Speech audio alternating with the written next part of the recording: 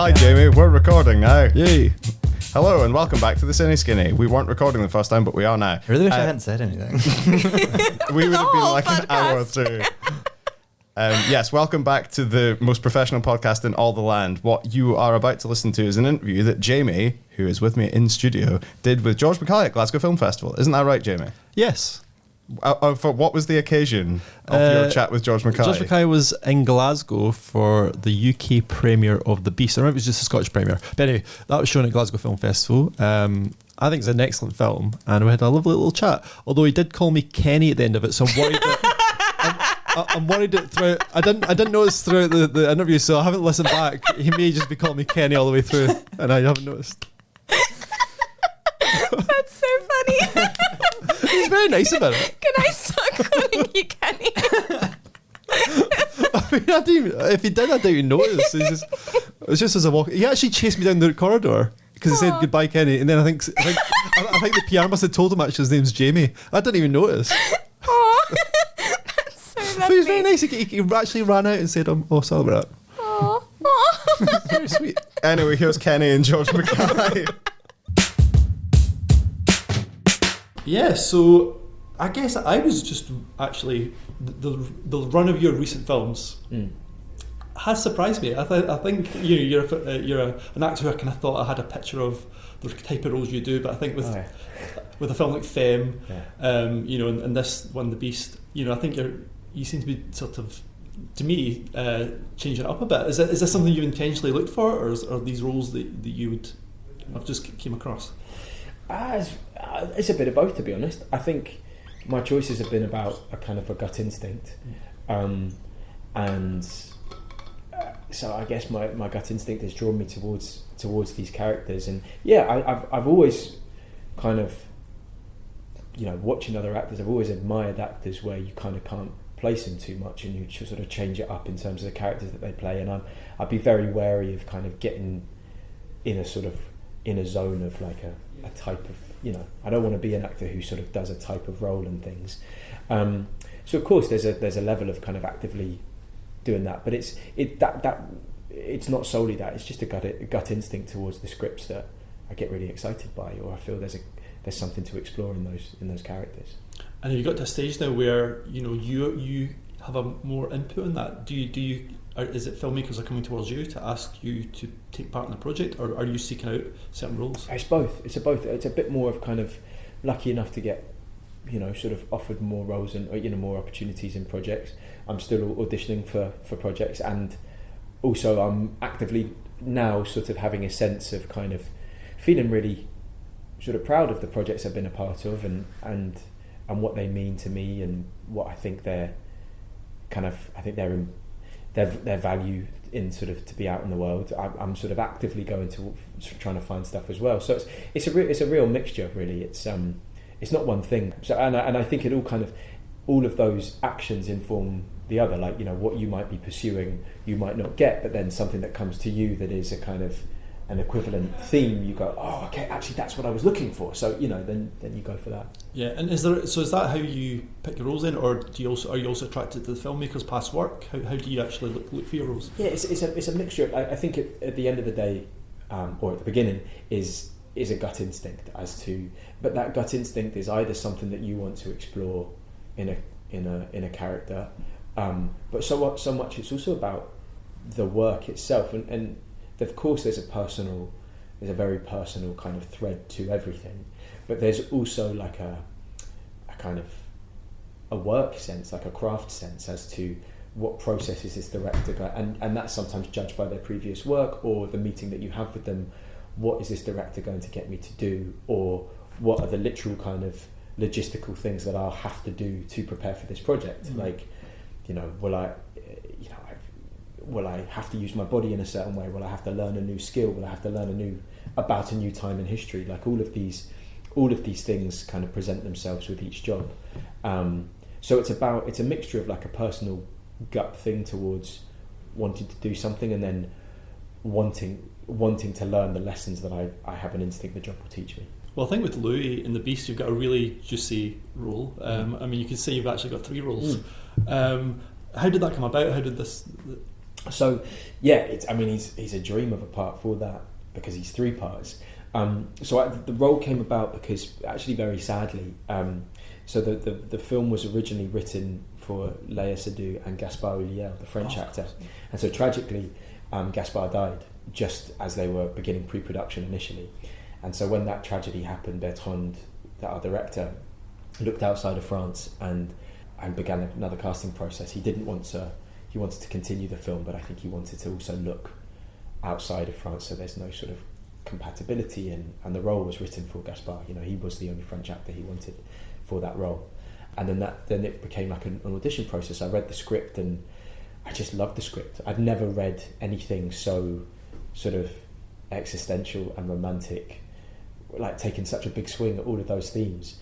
And again, the opportunity, he said in the sort of email that came with the script, this is, both characters are 3 different characters, but they are the same person. And I think in general, in life and in work, I'm sort of fascinated by this idea of like what makes a person, like what is inside of them, and what the context, sort of how that context forms them, either makes them, what that context makes them do, or what it makes them hide, or what thread of themselves it teases out.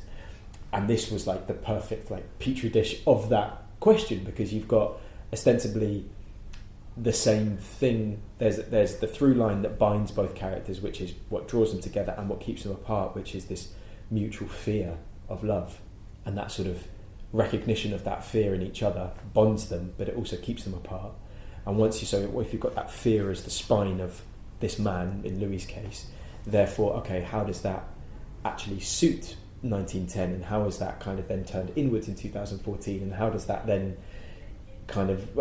in 2044? It was just like the perfect role to question, to sort of explore that question of what makes an identity. Yeah, it's interesting you say that, because as soon as you said that, I started thinking of other roles you played. So Femme is obvious, but I guess Ned Kelly would also fall into that. Other roles you played, there is a character with this kind of more inner life that's different from their exterior. Yeah. Which it's like been doing therapy here, but it's maybe it's sort of like about acting as well. Like it's and as you sort of, I think maybe it's a mixture of, I think, as I sort of grow and become sort of self-aware, as you become an adult, you sort of go like, okay, like I'm, and maybe even with work, you start to kind of think about, okay, this is how I want to present myself, on a date, even in this interview right now, like what am I going to say and what am I going to keep to myself? And some of them might not be sort of deep, dark secrets, but they'll just be things that I choose. No, that's going to be for me.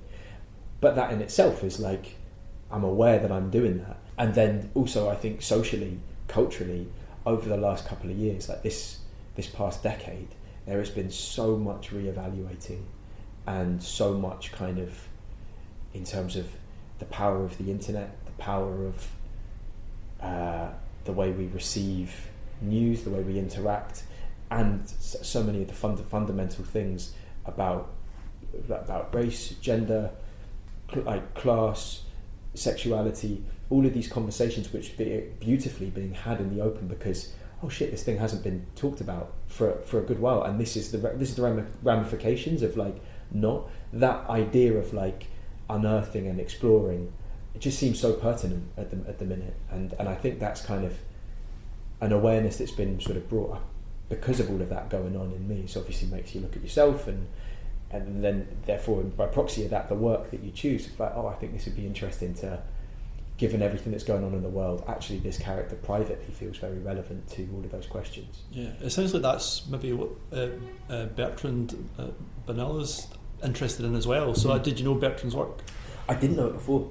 I knew it sort of, obviously I watched his films and when I met Bertrand and got the role, but yeah, that definitely feels a theme as well, in something that he's always exploring. And that's what this film seemed to be like, a kind of, I'm sure he'll continue to explore these things, but almost like a culmination in some of the, I could see through lines as I watched some of his other work as to the themes of that he's wrestling with as well. I sort of don't have it was just interesting to sort of observe that in someone. Yeah. I mean, I think he's a great filmmaker, and I think I just watched The Beast last night on my laptop, and even on that small screen I was blown away by some of the images and stuff. And what I love is he's a filmmaker who doesn't spoon feed the audience. I think you have to work quite hard to sort of come away with your own meaning. And I'm just wondering, is that how you felt reading the script, or was Bertrand more, revealing to you? No, it was something like, I think I understood that. I don't know.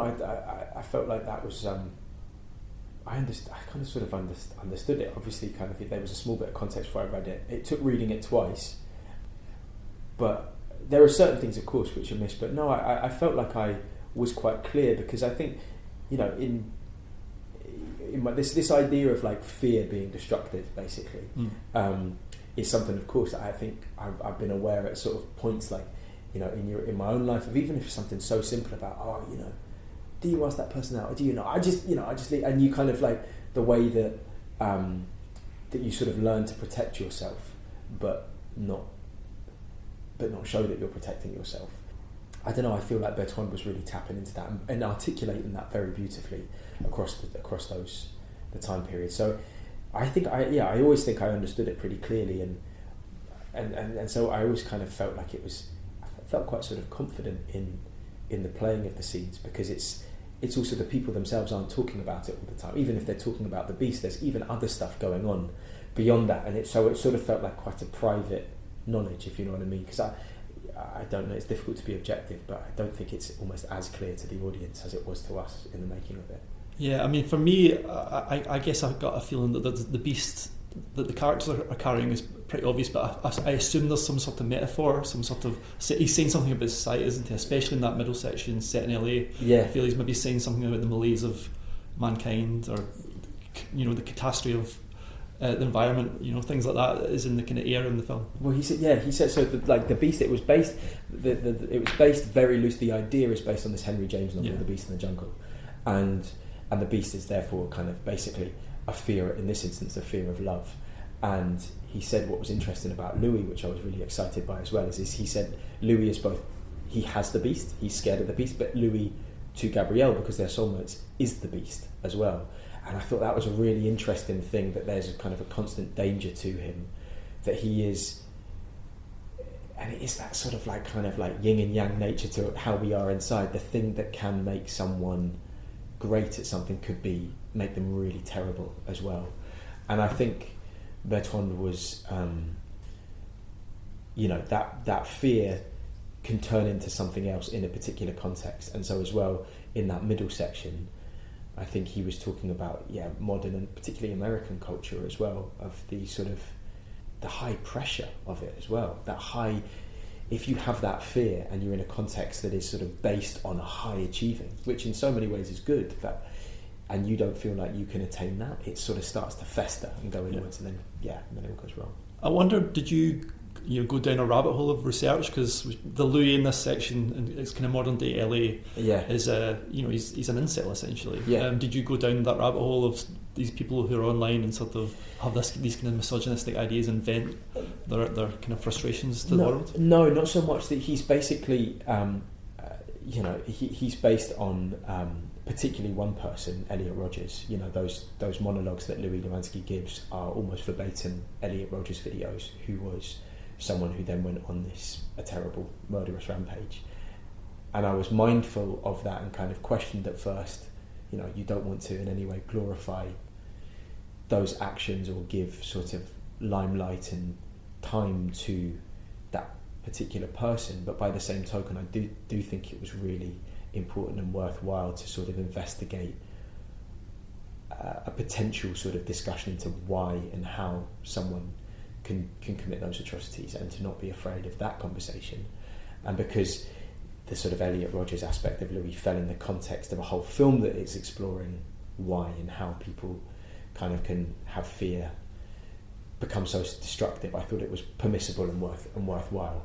But I kind of, my research went as far as the man himself, because also he had such a particular way of speaking in those videos, and a sort of mannerisms and a sort of slightly seemingly overtly confident but also supremely self-conscious manner that was really helpful in understanding the kind of the Louis version of that character. So that's the rabbit hole went as far as that specific man. Yeah. You're also doing, I mean, that sounds very tricky to do, to learn those mannerisms, but also you're doing something I've never seen you do on screen as well, which is speak French. Yeah. How was that? Do you speak French? Is this something you learned for the role? No, yeah, I learned, basically I just squeaked by GCSE French and then haven't spoke it since. So that was also, to be honest, something I was really excited about, the prospect. I've had to speak another language once for another job, sort of a few scenes in Munich. The Edge of War spoke German, and it was such a fascinating process, kind of learn, and it really informed that character, like, because I don't speak another language fluently, how different speaking another tongue can sort of change that aspect of you, and it plays into this whole idea that the film's sort of kind of what is at the core of who we are, and therefore, or how we articulate ourselves, or the context that we fall in, how that changes who we are. And that was really informative to the character of Hugh in Munich, was like someone who was sort of very British and always sort of tripping over himself and had too many versions of to say one thing, but he kind of never said anything, was a bit scared to say anything. There was such directness with the German language and the German grammar as well, that I thought, oh God, he must fucking be so relieved when he's speaking German, and revere that sort of directness that came with the German. And it was the same thing with the French as well. I loved the kind of irony as an Englishman that English became the language of love to them as well, because it was this secret thing. There was a real sort of sensuality and sort of frisson between two people who were speaking something very private. It was like they were whispering in their own language in those rooms. But the process of speaking French was just a task I was excited by, to try and be able to act in French and to understand the scenes and to understand what I was saying and understand what Léa was saying, to the point that I could play about with the language and play the scenes, was something I just was like really excited by the challenge of. And how did you do that? Was it a matter of learning, or is it working just on your lines verbatim? Or? It was like layers and layers of all of that stuff. So it was to learn them, the sound of them, kind of verbatim and phonetically. And so I kind of they'd have the script, then have the French, then you'd have the English translation, and then you'd have my like kind of personal phonetics of like Vous en pensez quoi was like, rather than VOUS, was like VOOZ PONSEHKWAH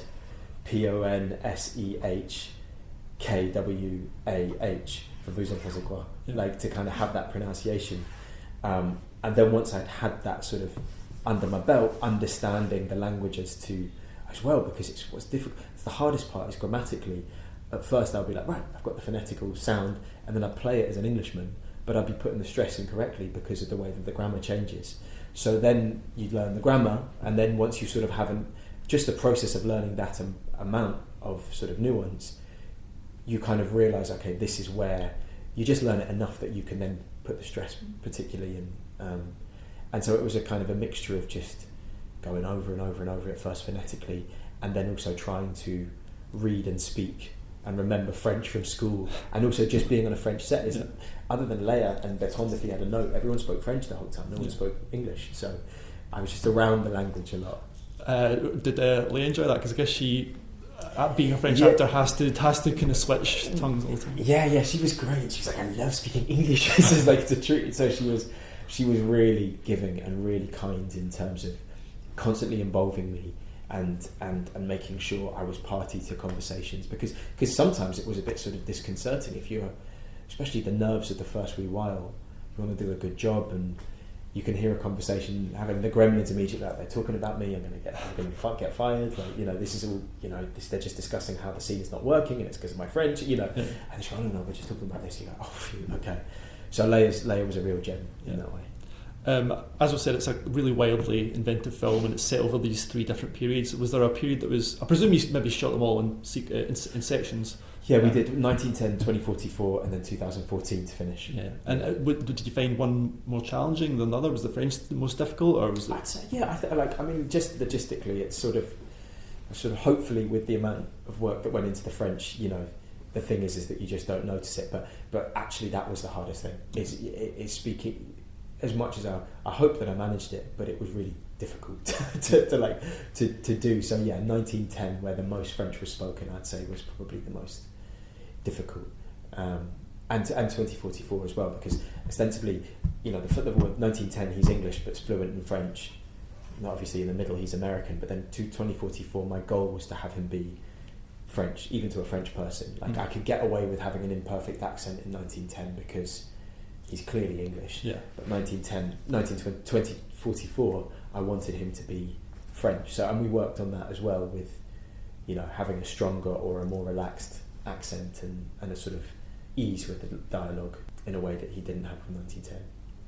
It's also one of the first films. Well, it's not the first film, but one of the best films I think that's dealing with AI. Yeah. And it seems kind of quite prescient. Yeah. Because it seems to the last year, Yeah. AI has exploded. As an actor, is that something you're kind of worried about, or something you're interested to explore as well?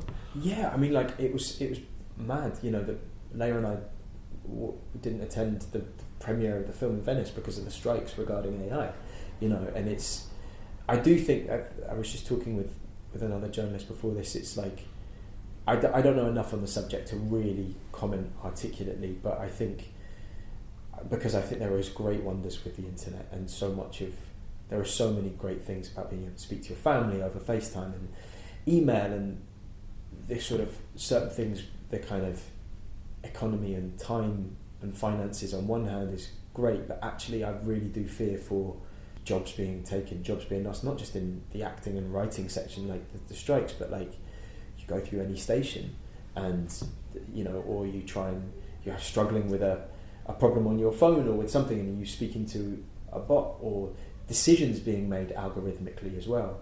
And I do think that we've got to be mindful of, like, genuinely us kind of, if things are made by sort of like literally algorithmically, then it's going to narrow our way of thinking to the point that it will kind of breed in a few generations sort of people that are more narrow-minded. Yeah. And I think that I think it's foolish to assume that because of the breadth of information that's on the internet, that because of the algorithmic nature of it, that don't worry, because you can know everything's on the internet. That's like the same thing as being like kind of living in a village and go, don't worry, there's everything, until you go out into the world and try and understand it and experience it. It might as well not be there. So I do think there's something to be very mindful of also just the lack of physicality. I think also mentally, emotionally, it's important that we use our bodies and we interact with our bodies. And I certainly feel a sort of a toll of, if I'm not, even if you have a day where you just sat down all day, my head starts to spin. And I think if we sort of, everything kind of gets economized in terms of like less movement, more speed, less money, like that there's the benefit is there is no cost to anything sort of in a physical or time sense. I think it really is going to put us into a place where we won't be able to weather anything, which sounds a bit heavy, but I do think it's a really pertinent thing to examine. But simultaneously, operations can be done, medicines can be found as a result of this technology, and that's also something to be celebrated. So that's a very big answer to be mindful of both. I think. One thing I say, even though the film does have these heavy themes and is dealing with really important subjects, is also very funny. I think there's kind of real kind of like humour to it, so I really enjoy that aspect. Yeah. It's kind of like absurd at certain times as well, and I think that's when talking about these things, you need a joke now and again. You need to smile, otherwise it's too, you're deaden yourself. You mentioned at the start, by now you've actually quite a big body of work. I'm just wondering, looking back, do you look back and is there anything you're particularly proud of, or anything that you wish more people had seen? Is there a role that stands out to you so far? The true history of the Kelly Gang, which is the last time I was up at the festival, is always something that was really, really important to me as a role. It was like it was sort of probably the most extraordinary process in terms of for acting that I'd ever had, and it was a bit of a kind of, I never had anything like that before, and the way that Justin, our director, directed us, and the amount of work that he sort of inspired us to do, and the way in which he sort of would come at things kind of sideways and kind of reinvent things, but also the rigour that he worked with was really sort of it just meant the world to me, and has kind of recalibrated everything in my head as an approach to work and the possibilities of work. and the film, you know, it's just the luck of the draw. It sort of lockdown happened just as it was being released, so I'm sure, you know, I think it kind of got a smaller run than potentially they would have hoped in the cinemas. But you know, but I only say it just means a lot to me personally. I don't want that to sound in any way sort of embittered about, you know. Well, you know, hopefully it finds a bigger audience online. And I see that you're also working with another great director soon, or maybe now actually, Joshua. I just finished in the summer. Yeah. And it's I read it's a apocalyptic musical. Yes. Is there anything you can tell us about it? I don't know how much, but yeah, it's a musical, and it's the story of a family who live in a bunker after the end of the world, who've kept themselves safe, and it is a kind of exploration on, I guess I'm aware of saying too much, but basically like, yeah, how people. I think it's a really important thing that Josh is looking at in terms of like the line between when people sort of denial and also that kind of how that also like walks a tightrope with sort of hope as well, and like how people when you sort of just have to kind of choose not to acknowledge something for a sort of a benefit to move forward with something in a positive sense, and when actually there's a fundamental denial in that can be very destructive as well. So, but Josh I think is someone who articulates that so beautifully with his incredible documentaries, and his choice for making it a musical is vital to exploring that theme. You know. Are the songs harder to sing than the Proclaimers? They are as well, and the music's actually it's kind of much more. It's like it's A+ orchestration from the amazing Josh Schmidt who did the music, and even in that sense, like it's a beautifully complex and nuanced project. But you know, it's just like such an amazing team. You've got Tilda Swinton and Michael Shannon and an amazing DOP who did like Leviathan and Loveless and all those films, Misha. So yeah, I feel really privileged to be a part of that.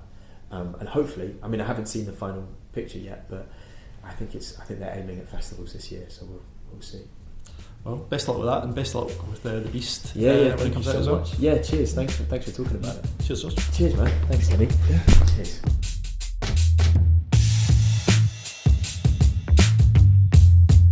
So a massive thank you to George MacKay for speaking to us. You can see George's brilliant 3-part performance in The Beast, which is released 31 May by Vertigo. And I urge you all to go and see it. It's absolutely brilliant. The CineSkinny team will be back in 2 weeks' time with a normal review show, so see you then. Bye!